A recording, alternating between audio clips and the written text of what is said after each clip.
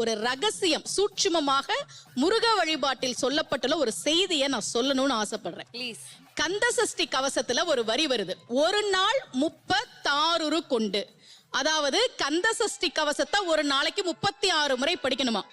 படிச்சா 7 மணி நேரம் ஆகும். நான் படிச்சிருக்கேன்.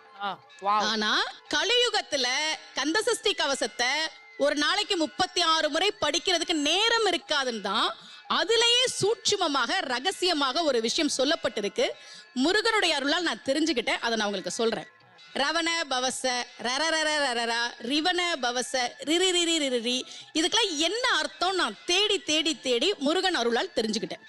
சரவண பவ முருகனுக்கான மந்திரம், இதை 6 முறை சொல்லணும். இப்ப சாவ தூக்கி பின்னாடி போட்டீங்கன்னா ரவண பவச, அத 6 முறை சொல்லணும். இப்ப ராவ தூக்கி பின்னாடி போட்டா வனப வசர, வாவ தூக்கி பின்னாடி போட்டா நபவ சரவ.